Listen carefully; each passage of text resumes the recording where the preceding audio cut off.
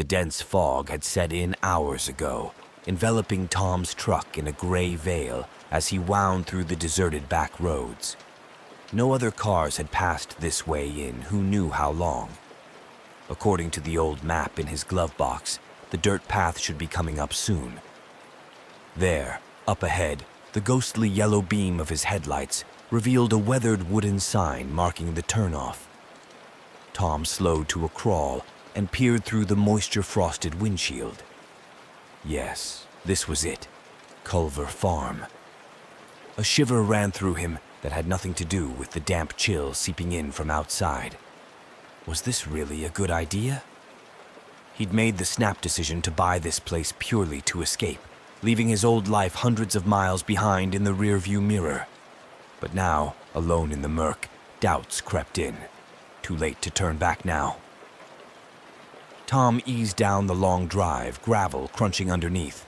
Tall hedgerows crept in like grasping fingers on either side, blocking any view of what lay beyond. The fog deadened all sound. He might as well have been the last soul on earth. Finally, up a gentle rise, the first shadowy forms emerged, decaying grain silos and the remnants of wooden barns, falling back into the wilderness that had reclaimed them. A little further, and the shape of a small farmhouse took shape, dark against the muffled gray. Tom parked and killed the engine, suddenly aware of how loud it had seemed in the enveloping quiet. He sat for a moment, listening to the receding tick of hot metal cooling, watching his breath fog the glass. Somewhere in the distance, an owl hooted mournfully. Gathering his bag and flashlight, Tom stepped out into the biting damp. His boots crunched in the overgrown gravel. The beam of his light played over peeling paint and crumbling brick as he walked the perimeter of what was now his property. It wasn't much to look at, but with work, maybe it could be home. The inside of the house was musty but solid. After lighting some lamps, Tom pulled open the warped wooden shutters to let in the glow. Everything was coated in a film of dust, furniture draped in crisp linen like ghosts putting themselves to bed. A mouse scuttled away at the creak of floorboards under his feet. In the kitchen, Tom found some basic necessities: pots, a gas stove that lit with a hiss, a bin of ancient canned goods. Upstairs, 2 small bedrooms peered out onto the weed-choked backyard. Everything was eerily neat, as if awaiting his arrival after decades of slumber. Darkness fell swiftly. From his bedroom window, Tom watched the mist take on an otherworldly glow in the sweep of his flashlight. Out there was nothing but bleak fields stretching to a hem of pine woods, the barn silhouettes like hunched gargoyles keeping watch. An owl's hoots broke the stillness, unnaturally close. Tom shivered, pulling the blanket tighter, though his small gas heater thrust out comforting warmth. Exhaustion weighed him down. The stress of the move, the isolation. But as he lay listening to an unseen chorus of night critters stir, sleep wouldn't come. Instead, his thoughts wandered the neglected farmstead shrouded in fog. Who had lived here, tended these fading acres, before disappearing like ghosts? What memories were locked within these blank-eyed walls? And in the pitch night, there on the periphery of vision, was that a glow emanating from the field? Or was it merely a trick of his weary mind? The fog had yet to burn off when Tom woke, cocooned in his blanket against the morning chill.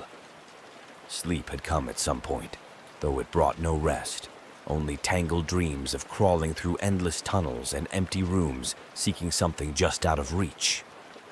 Rubbing grit from his eyes, Tom boiled water for coffee and cracked open a can of stale peaches, eager to begin his exploration. According to old property records, structures beyond the house indicated past lives had made their livelihood here. Perhaps in uncovering the forgotten places, he could exorcise his own demons too. Wrapping himself in layers against the damp, Tom headed out with flashlight in hand. The mist seemed to retreat before the sweeping beam, revealing swaths of brush and unmown grass, wild berries gone to seed amid snarls of brambles. Birdsong carried through the hush as nature reclaimed what had been tamed. Before long, crumbling silos rose like monoliths. Tom picked his way through, finding nothing within but dust and cobwebs. Falling back, he circled to a copse where shapes materialized, the ramshackle remains of sheds and outbuildings half sunk into the soil. His pulse quickened. Maybe here, secrets lay buried and waiting to be unearthed. What drew Tom was a structure at the copse's heart, a mound overgrown with thorny brambles from which jutted weathered boards. He attacked it with shovel and hands, flinging aside debris and soil like a man possessed. Piece by piece, the ruins were revealed, deep indentations in the earth that could only be cellars, and etched into one weathered wall, half covered in dirt. Tom fell back, nausea and dizziness crashing over him in a wave. Had those symbols always been there? Or had some aberration in the fog played tricks? Impossible to say, but they burrowed into his brain, worming into some primal place where instinct screamed danger. Yet, he had to know. Snatching up his flashlight once more, Tom descended rickety wooden steps into the musty gloom below. Damp walls enclosed him, festooned with more of those ominous etchings. But it was artifacts heaping the earthen floor that truly disturbed, weathered bowls and tablets carved with the same arcane script, as if abandoned in haste. Heart-pounding, Tom gathered what he could carry to examine back at the house. But again, that overpowering sense of being watched creeped up his spine in the small, lightless space.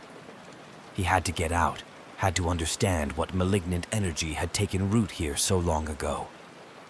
For hours, Tom combed records and old texts for references in a frenzy, stopping only to gulp strong black coffee. The symbols defied identification, yet stirred some nameless horror within. Did they match obscure petroglyphs from ancient civilizations, or darker tongues from beyond known history? As daylight waned, his scratchings and diagrams covered every surface. The forbidden knowledge that had been unearthed was beginning to take hold in his mind. Only one thing was clear. He had to go back before true dark, had to plumb whatever evil waited in that lightless cellar.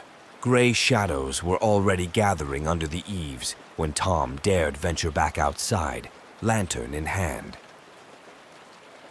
As before, fog curled through the fields like some sentient mist, probing tendrils seeking purchase in his weary mind. He half expected the ruins to have changed in his absence, artifacts rearranged or the very tunnel burrowing deeper into the earth. But no, it remained as he had left it, dank and brooding. Steeling himself, Tom lowered trembling steps into the depths once more. The lantern cast clawing fingers of light through the dark, illuminating dancing motes of dust. In the enclosed space, Tom fancied he heard whispers on the edge of hearing, ghostly pleas in some alien tongue. He spun with a gasp, convinced he was no longer alone. Yet the cellar remained empty. Frantic now, Tom searched for purpose in the artifacts and sigils scrawled upon walls, dissolving into shadow. There, in the feeble glow, he spotted shimmering etchings recently scraped free of grime. Hands that were not his own had defiled this place in his brief absence. The lantern rattled in his shaking grip. A creak sounded above, the groan of aged wood settling, perhaps, yet it sent alarm shooting through him. Tom scrambled up the steps 3 at a time into dimming twilight, whirling with lantern held like a cudgel. Nothing but the encompassing gloom and derelict silos loomed in return. Was he truly alone here as dusk devoured the land? Sleep would not come that night, no matter how tightly Tom bundled under blankets. Wakefulness lent itself to dark imaginings, of things that slithered and slunk through the unlit ruins, violating relics left undisturbed for who knew how long. His mind was becoming the fertile spawning ground for nameless terrors hitherto unknown to man. By dawn, Tom was at fever pitch, eyes bloodshot and sleepless. Returning in fitful twilight to the ruins, lantern probing like an extension of his eroded sanity, he was seized by a sudden compulsion. Tools were slipped into his jacket, artifacts bundled with care. Anthropic intent was etched into his gaunt face. He would not be thwarted in unraveling mysteries precipitating on the very brink of revelation. Back at the farmhouse, altar-like arrangements covered all available surfaces. Artifacts were threaded together by a diagrammatic web, more esoteric and sinister with each new layer appended. Tom worked with manic intensity as dawn's light filtered in, oblivious to basic needs of sustenance or rest. Something was taking shape here beyond sane comprehension, giving form to the unspeakable. All at once, a lancing pain shot through his hands from cuts sustained unnoticed in his frenzied excavations. Crimson-stained artifacts and papers, blurring symbology.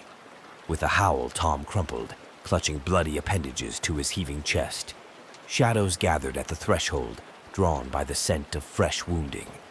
A prowling intelligence had marked its territory and would not let its secrets go so readily. The game had changed on Culver Farm.